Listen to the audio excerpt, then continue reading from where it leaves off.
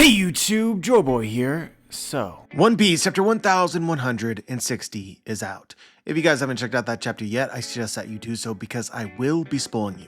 But now that you have, let's begin. I do not know how to review this chapter. I mean, I have an idea of what I want to say, but I'm not entirely sure if I actually want to say it. This chapter heavily touches on some of the morals of One Piece and is one of the darkest chapters that has ever been drawn, like straight up. So just very frankly, no matter what your opinion is about this chapter, if you have opinions at all, it is inherently political or controversial. Oda is quite literally describing one of the greatest questions that humanity has ever faced. To what extent should you punish the wicked? And regardless of my bias or your bias, One Piece has a very, very clear answer to this. So look guys, all of this is simply a preface. Understand that to talk about this chapter at all from the perspective of what I believe that the One Piece story is suggesting, it requires me to be preachy. And regarding this subject, I really have no desire because I truly believe that I am not the right person. But I also have a responsibility, a job to do, so let's do the job. The chapter begins with the opening ceremony of God Valley. The announcer has just introduced one of the greatest prizes of the hunting games, the Davy Clan. And you can see your pretty generic celestial dragons react to this reveal. We can see Blackbeard's mother holding Blackbeard and Blackbeard watching as the celestial dragons scream, "Sever their bloodlines." They've been hated since their ancestors' time. No one would even try to show them any love. It's too dangerous to allow them to live. Exterminate them. This day will go down in history. Then they literally start throwing objects. Quit throwing knives. You'll be penalized if they die prematurely. Laughter. Obviously, the intent of this scene and several others that come after this is for you to feel very badly for Blackbeard as well as all of the other slaves and viciously hate the celestial dragons. But honestly guys, the very clear reality is if these are the only thoughts that occurred to you, the story of One Piece paints you as no different from the celestial dragons themselves. It really just comes down to the truth as it actually is, and the truth that you believe. So something that you could talk about here is absolute justice. Absolute justice is a term that's thrown around commonly in the story, and a lot of One Piece fans have justifiably a very negative impression of, because that is what the story teaches. So just so that we're on the same page, absolute justice is the philosophy or the motto that is followed by the Marines. It's like the central tenet of Marine doctrine. And it's the interpretation of justice that is literally taught or encouraged by the world government. I'm reading from the One Piece wiki, by the way, just to make things simpler. So if you look at a character like Akainu, the basic idea of it is the belief in the eradication of evil, all evil at all costs. The ends justify the means, or the greater good, and it's often used to justify what would otherwise be inhumane or heinous actions. But as I'm reading from the One Piece wiki, I just want to make sure this is said as well. You got to be very, very careful about how directly you take the information given in these. It's supposed to be what we know and unbiased, but it also has flaws. Because after all this, the wiki says, it is unknown why the world government holds such a stance on absolute justice, nor where this belief originated from. And I'm pretty sure that we have the answer to both of these questions. Absolute justice is very likely to be the philosophy of the ruler of the world government, Emu. This is the mentality that Emu encourages. Also, Emu is literally the devil. But the scary thing about this is, despite this being the philosophy of the literal devil, it's a philosophy that appeals to a lot of people innately. People who in their hearts are intending to do good. As they say, the devil's lies sound sweet. So I think that talking about absolute justice purely from the perspective of the One Piece story so far is pretty misleading. You have a guy like Akainu, right, who believes in exterminating evil at all costs, and this is spoon-fed to us, I guess, in a very biased way. Because when Akainu makes sacrifices for the greater good, Oda makes sure to inform us, the readers, the value of the cost. In order for Akainu to defeat the evil of piracy once and for all, he has to kill what we know to be great people like Whitebeard, like Ace, or like the hero of the story itself, Luffy. Another example, in order for Akainu to protect the world from the danger of the ancient weapons, which we now know, based on Egghead and Vegapunk, is a extremely legitimate danger capable of destroying the world. In order to protect the world, right,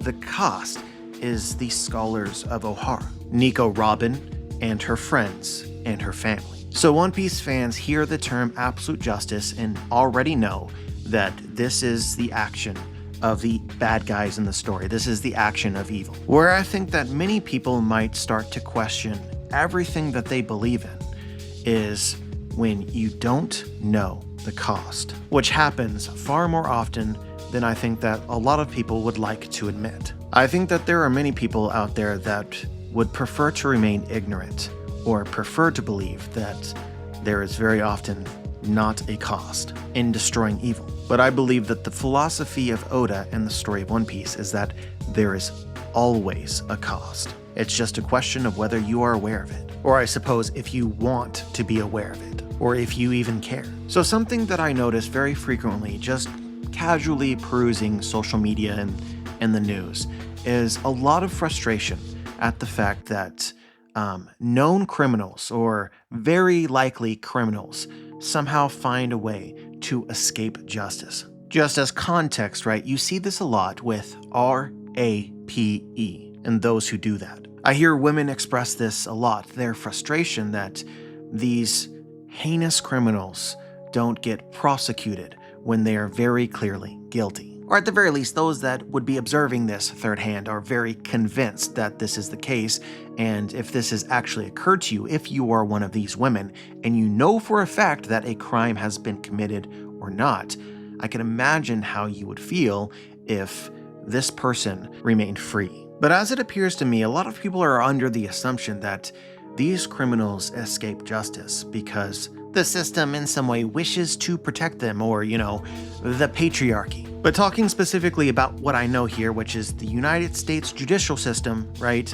The reason that this is the case is actually a philosophical choice that our founders made, which at the very least in an ideal world applies to all crime equally. There is a very high standard for what is called burden of proof. So I really hate getting political in specific ways that a lot of you may not be prepared for, but there was a movement a few years ago that was basically like, believe all women. If they say it happened, and we should punish those that they accuse. We should believe them. If our justice system can't currently accomplish this, then we need to either change our justice system or enact justice ourselves. So the reason that this became a big controversial political talking point is our justice system just cannot simply punish those that are likely to be guilty. And of course, some will say, well, if you're not actually punishing those that we pretty much know are guilty, then what is the whole point? Why does our justice system have such a high burden of proof that regarding this issue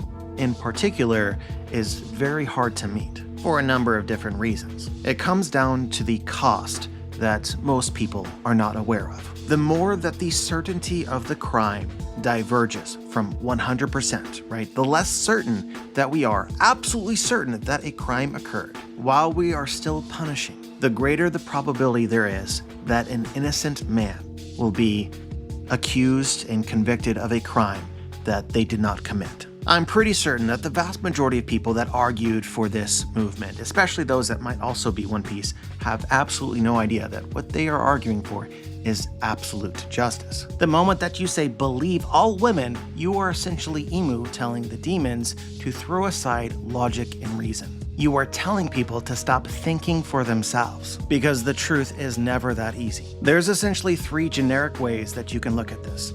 Believe all women, believe no women, or believe a certain number of women based on what you know to be true. If your objective is the truth, two of these are objectively wrong. And the third one, unfortunately, is very subjective. But the truth is there somewhere. So let's do an extreme thought experiment just to argue my point, right?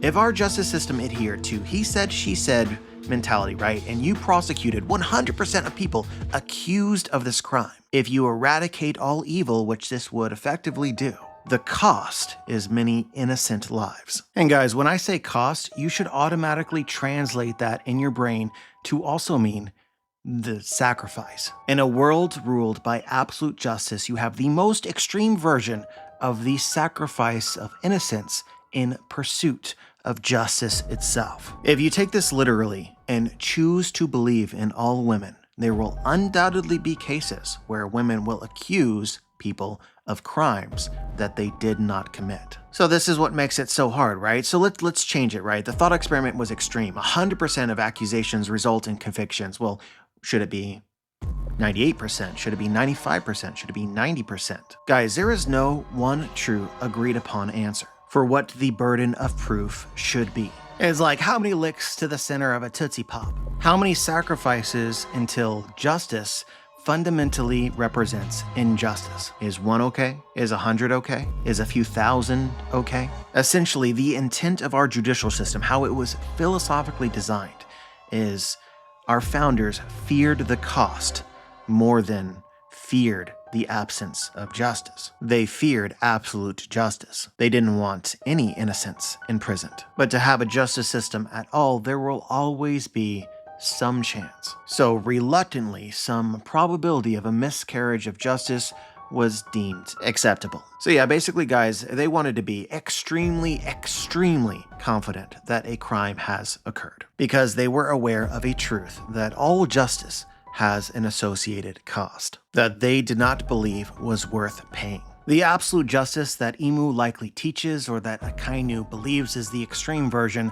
where the cost is totally irrelevant. But for justice itself, there will always be some sacrifice. But yeah, the other side of the coin to this fundamental truth is the other truth that the truth itself is very elusive, and we as humans are often wrong. As they say, to err is to be human. To have a complete grasp of the truth just simply requires us to know far more than it is possible for us to know. Not to mention our tendency to be very biased, which I'm never, ever guilty of, yeah? So another way to potentially describe this is a fear of what it is that we don't know. Or if I don't want to use fear, right, a respect for an understanding that we don't know everything. So some might be wondering, am I arguing against justice?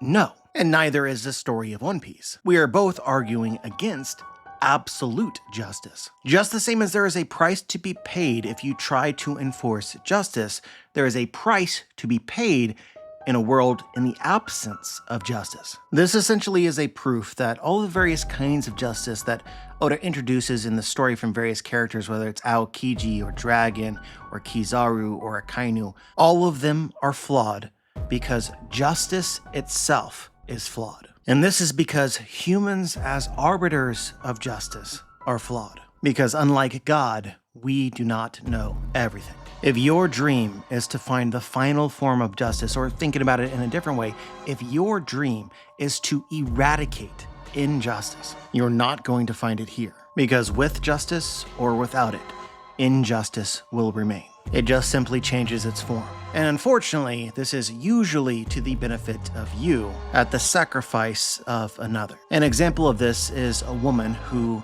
has had what we have been talking about happen to her. It's happened, it's the truth, she experienced it, she knows. And the perpetrator escaped justice. The sad reality, though, is that if you attempt to redefine justice so that in your case justice is served, you will inevitably sacrifice an innocent elsewhere, likely somebody that you don't know and will never meet. It's the silent cost. And if you really want to get into the weeds, which is also very relevant to the story of One Piece, this person that you have sacrificed is now intrinsically a criminal, and a society's justice purposefully ignores them. So it's the kind of injustice that is never righted. So like the concept that I think that it is essential that you understand is no matter which direction you go on this, with whether it's justice or the absence of justice, you have to decide for yourself if you think that the cost or the price is worth it. And ethically or ideally, right, you are deciding this based on your view of the truth based on what you know. This is all that we can do. So look guys, straight up, if you want to be a good person, right, you want to minimize the sacrifice and everything. So again, if your goal is justice or the truth, the only things that you know for certain is that absolute justice and total anarchy are wrong. These two ideologies will ultimately create the most injustice. They disregard the existence of other people the most and will inevitably create the most suffering. Guys, I understand that this explanation was super long-winded. I guess we spent 10 minutes on it, but I really felt like it was important for this subject matter. Also, you guys absolutely kill me if I don't explain myself properly, and I would just rather say too much than too little. I'm sorry for picking on one group of people or one particular ideology, but you can apply this to almost literally everything. The collective dream, which we all have, whether you know this or not, is the pursuit of justice or the eradication of injustice. For the vast majority of people, they think about this purely with themselves at the center of the universe. What is happening to them is all that is happening or that matters. But if you grow and you obtain knowledge and you adventure the world, you'll eventually start to realize that this dream is only possible for those who have obtained the powers of God to be all-seeing and all-knowing. And guys, again, to be straight up, this is another dream that is shared by essentially everyone, to become a god. But based on my experience, I don't think that everybody realizes that to become God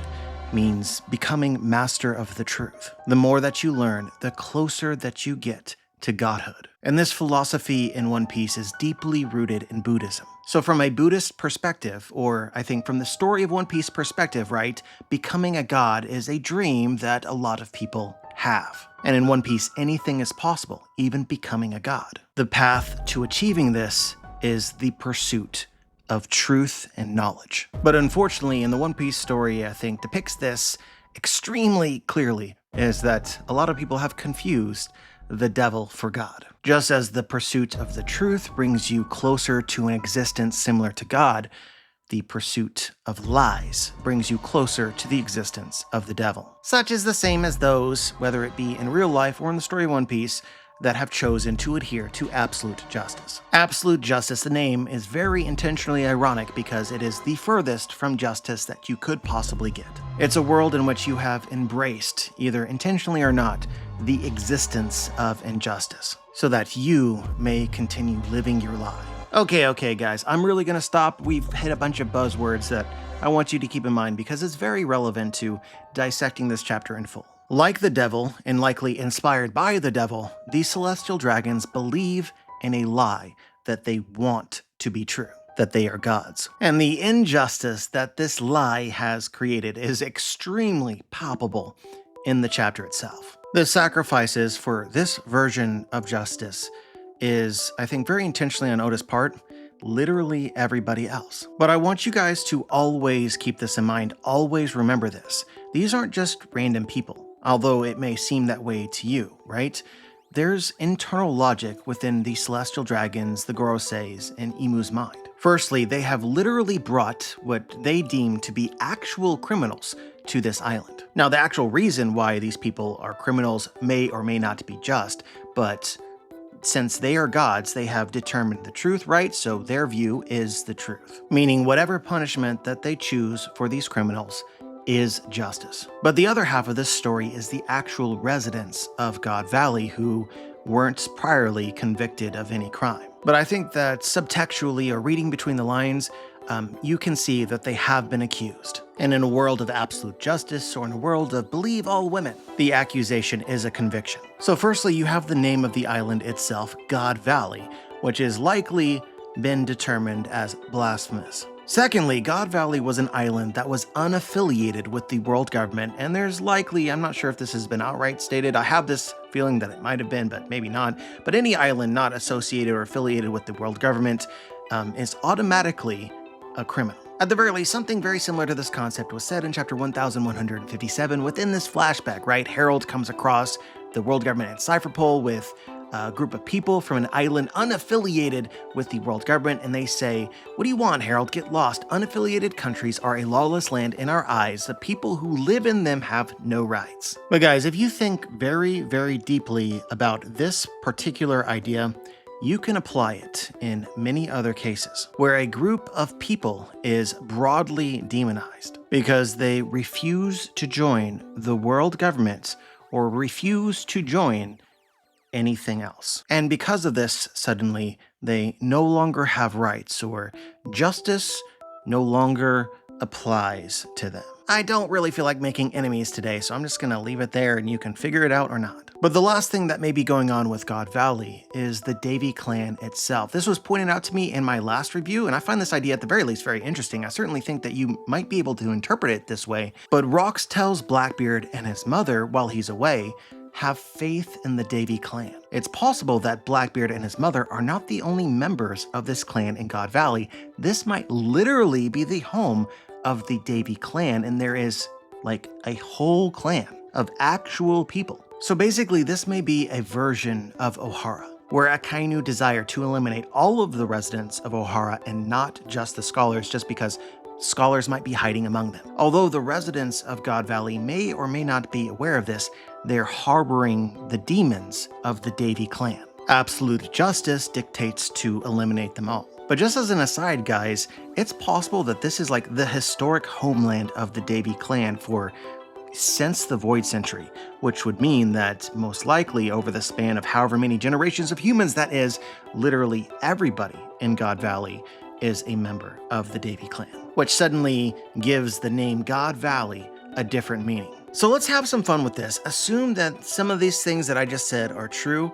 and make some predictions. Firstly, a question that we have right now is, how in the world does Rox D. Zebek or Davy D. Zebek know everything that he seems to know? I was beginning to wonder if we would not actually find out this secret before the flashback ends, but given this comparison with Ohara, right, it's possible that the Davy Clan itself, which is based in God Valley, is collecting this knowledge over the span of 800 years. So I'm predicting that it is entirely possible that something akin to the Rio Poneglyph or the Real Poneglyph is located in God Valley, a compilation of the secrets that the Davy Clan obtained. So if you believe that the normal poneglyphs are a story about Joy Boy from the perspective of Joy Boy, the Davy Clan's version of this is going to be about Davy Jones from the perspective of Davy Jones. I would heavily guess that Blackbeard has already read this in its entirety.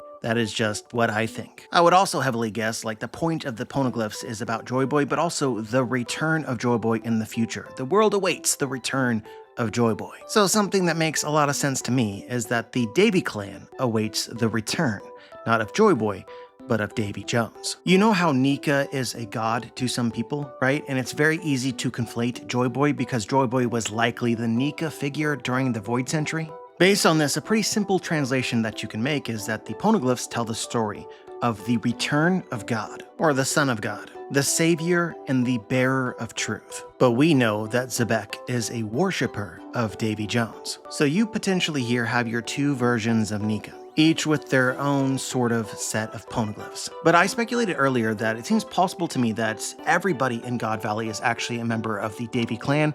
I am not of the opinion that everybody is actually aware of this. So you may have something akin to the Gorosei within the Davy Clan itself, your sort of elder stars. So as Emu and the Celestial Dragons are killing the residents of God Valley, they're actually eradicating another version of themselves. But this is inverted because the Davy Clan's version of Emu isn't currently active, hasn't yet arrived, or the person like Rox hasn't yet become him.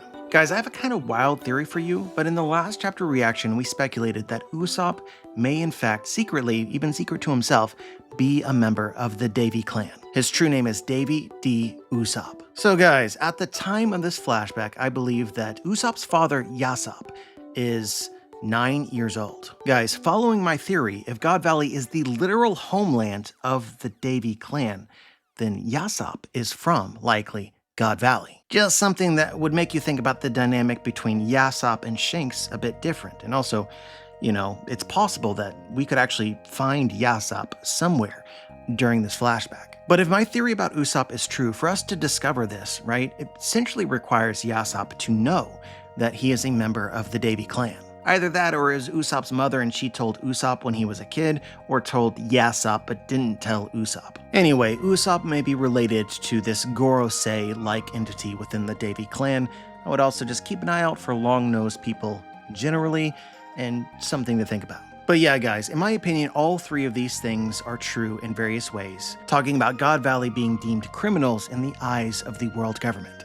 Which means, long story short, right, this is a story about a very flawed interpretation of justice. The celestial dragons are not killing for no reason. They are killing because they believe that it is right. They believe that they are gods. They believe that they know best. They believe that they have the truth and that it is justice. So as they commit this very obvious injustice on this people, things are reversing and repeating. This can probably best be understood and seen through the eyes of the child Blackbeard. This event likely created who Blackbeard is and the various injustices that he himself committed in the pursuit of justice for what occurred here. He either, just the same as the celestial dragons, has falsely determined himself to be God, or he has intentionally decided that sacrifices are worthwhile for the greater good, or the good of himself. But I just want to make sure that I'm clear here. Blackbeard is not the only person that was forged because of the events in God Valley. The same may also end up being true for the former members of Rox's crew.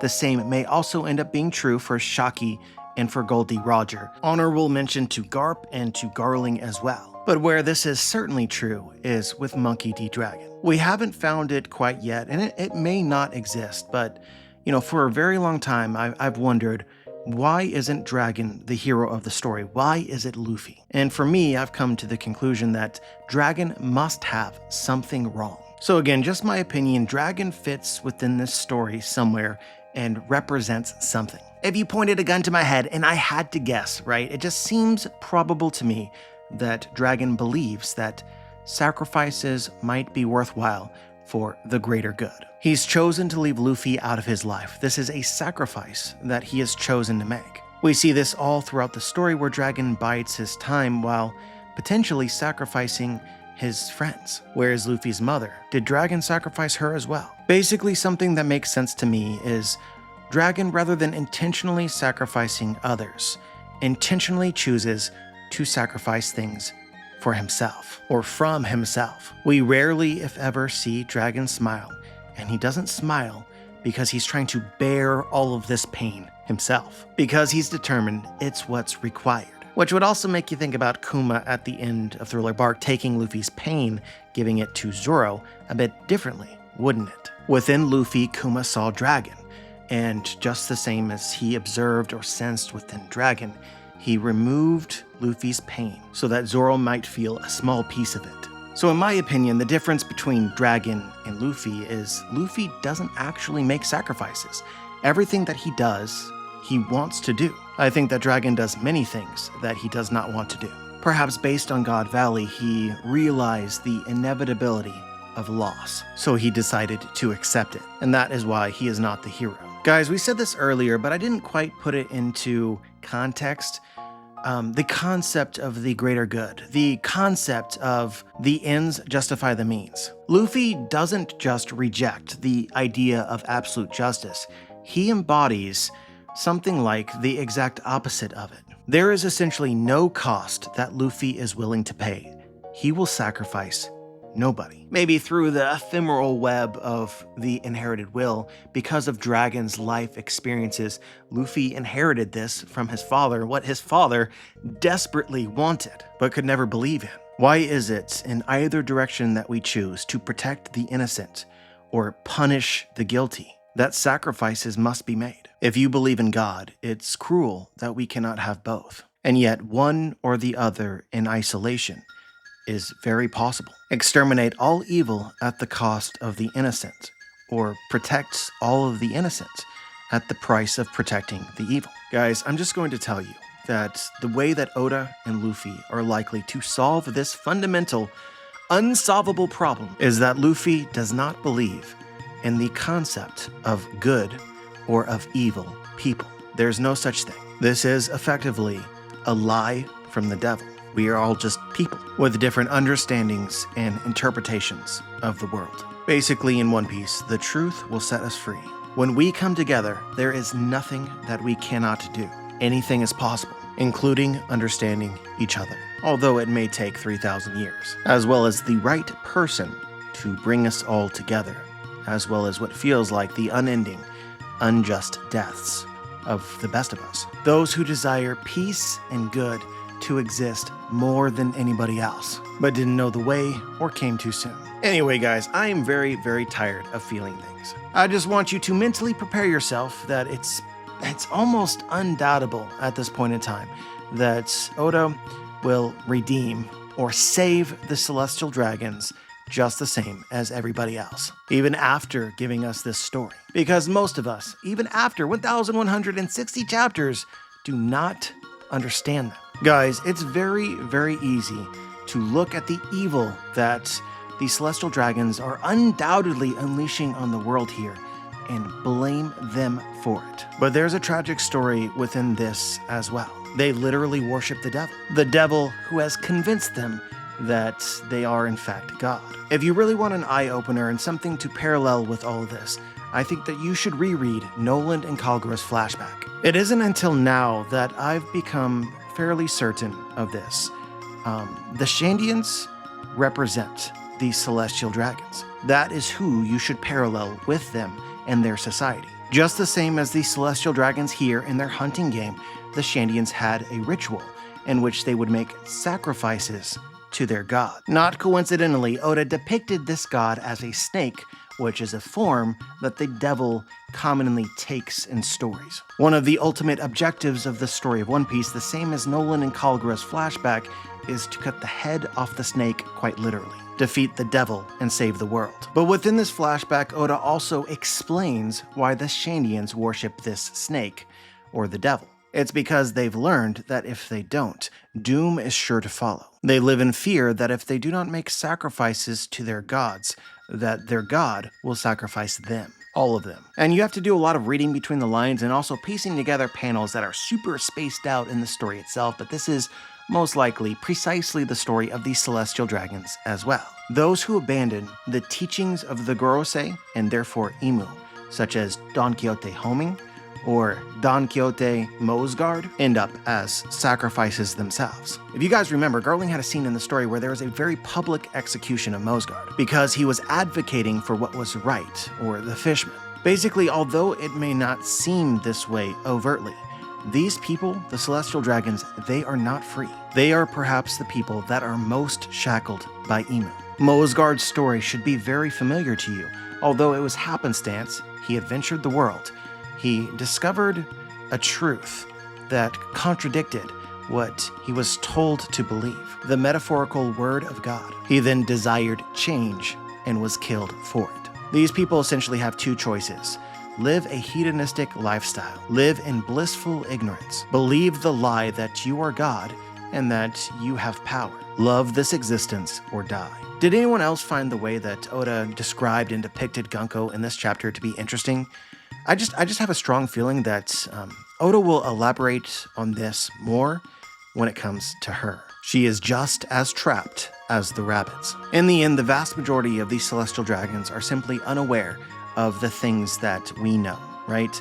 But even if there are a few that are aware, they don't believe that anything can be done about it. Killing who they believe to be God is an impossible task, and Calgara expresses this very same idea to Noland. Or even if you can kill God, you doom your people anyway. This will be true of these Celestial Dragons as well, because if you dethrone and defeat Emu also acts as the entity which protects the Celestial Dragons from the hate that Emu also directly inspired against them. Basically, in the story of Noland and Calgara, Calgara believed that killing his god doomed his people to suffer death at the hands of a disease, and in the story of One Piece, this disease is literally hatred. Noland tells Calgara that he knows the cure to this disease.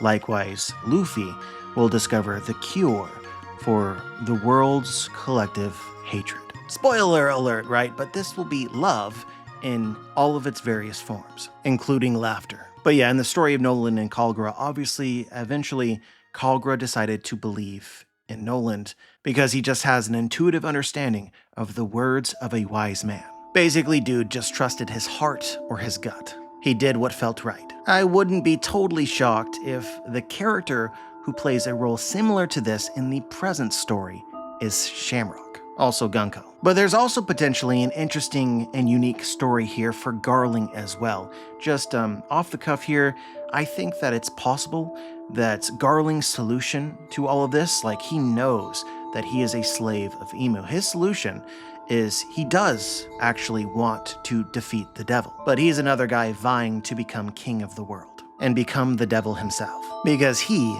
just the same as literally everybody else, is yearning for freedom. And this is what he believes freedom to be. But I just want to make sure that I say this because I have a feeling that there's going to be a lot of people that are still listening at this point in their review, and they just, they understand what's being said, or you understand what's being said, but you don't quite vibe with it, just purely from a storytelling perspective. Do I think that Luffy is gonna kumbaya with the Celestial Dragons, and together with the Celestial Dragons, they will fight the devil, fight Emu? Honestly, this seems very unlikely to me. And the reason is that most of these Celestial Dragons have far too much that they need to learn before they're ready. So the way that I see this is the Celestial Dragons, pretty much all of them, not just the God's Knights and the Gorosei, all of them are the devil's personal army. The Celestial Dragons as a group will be among, if not the first peoples that Emu transforms, all of them, into demons. He's cultivated them to make this task very, very easy.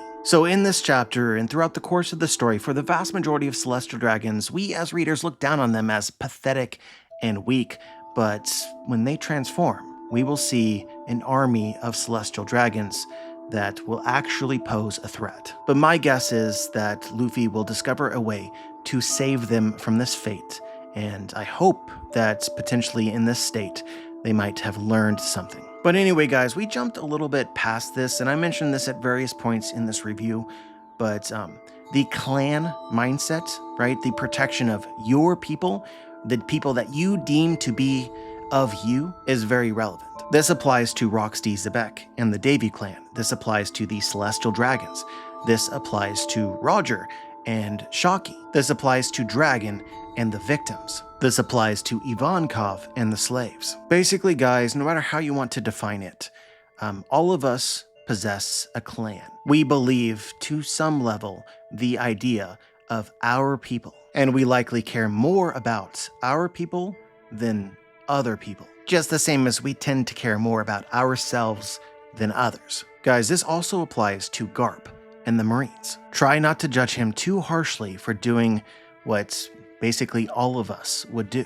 Aside from engaging with Rox or Roger, he is here to save his people, the Marines. That is his primary goal. Although don't be entirely shocked if Garp also learns something here that changes his perspective on the world. I am not entirely convinced that Garp is aware that these hunting games occur and believes in them. The impression I'm under right now, which actually may not be the case, but this is, currently what I think is the case, is the Marines aren't actually supposed to witness what occurs in God Valley.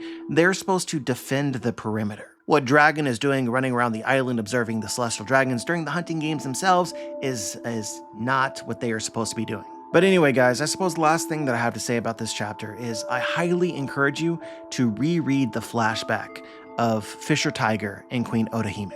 If you're looking for some philosophical truths in the world of One Piece, they can be found there. Fisher Tiger and Queen Orihime are two different versions of Nika. Tiger is a man who is eventually broken by the truths that he has discovered about the world. And Queen Orihime is eventually killed because of the hatred that the truths of the world have inspired in people like Fisher Tiger. Guys, one of the things that the story of One Piece preaches is it preaches empathy for the pain that other people experience. Pain doesn't come from nowhere, and it is very real. Pain is inflicted. You don't have to feel bad to acknowledge that pain is not something that we are all strong enough to bear. So this flashback justifies the existence of Blackbeard. If you told me that Blackbeard desires revenge for the celestial dragons or maybe the entire world, that would be very understandable. If Blackbeard pulled a Fisher Tiger and instead that because of all the pain that has been inflicted to him, that he can no longer love. This just isn't something that you can decide to fix and then it's fixed. There are some things that we as individuals are just simply not capable of. You can ask and dream all you want, it's not going to change that. A thing that I wrongly believed to be true for the vast majority of the story, and I was honestly shocked at the end of Wano, I really believed that Luffy would go through the entire story without ever killing anybody. But, lo and behold, at the end of Wano, it appears as though Luffy killed Kaido. And it's taken a few years to reflect upon this, but I think I finally understand why. Even when Luffy defeats the devil and saves the world, he is not going to be able to save everybody, not within this lifetime. Some people can be broken beyond repair, and I think that it is okay to admit this. A guy like Emu, a guy like Blackbeard, may be broken. Nobody can fix them. So death is the closest to freedom that they can achieve. So I think that everybody understands this, right? But there are a lot of people in the real world who reflect these aspects of Blackbeard and of Emu. They've lost the ability to love and become a force of evil. So I'm not sure how many people who are like this would actually be aware of it. But what the story of One Piece essentially asks of you is the very same that it asked of Fisher Tiger. Don't let your legacy be a legacy of hatred. Spare the children. Don't share suffering with the innocent. Our news and media could badly utilize this lesson. So another thing I'm just telling you is not a coincidence that probably the two characters that are most important regarding the events in God Valley are a child Blackbeard and still youthful child Monkey D. Dragon. When Oda decided to draw Blackbeard's mother embracing her child, I think it was very purposeful that her hand was not covering his eyes. We don't know anything about her yet, but it's entirely possible that she wanted him to see. And we pretty much know right now that this was something that even at, 2 years old, he would never forget. Him and Dragon are possibly the two biggest tragedies in this entire chapter filled with tragedy. These are perhaps the two characters in the story right now who are bearing the most pain, and neither did anything to deserve it, even if the world will eventually feel it. But yeah, I suppose to finish my thought about the Fisher Tiger and Otohime flashback is despite Fisher Tiger's hatred of humans, against basically what his will was or implied to be, he decided to save Koala's life, and he decided to love her. It is incredibly sad that it had to be this act of kindness which destroyed him. But he found the strength to spare this child, and we now know that Koala herself, Fishman, really, and the world is a better place for it. It's kind of difficult to explain, but it's like talking about Adam and Eve and eating from the tree of knowledge of good and evil. While this is a story about pursuing the truth, ironically, the end goal may be something akin to a dream world,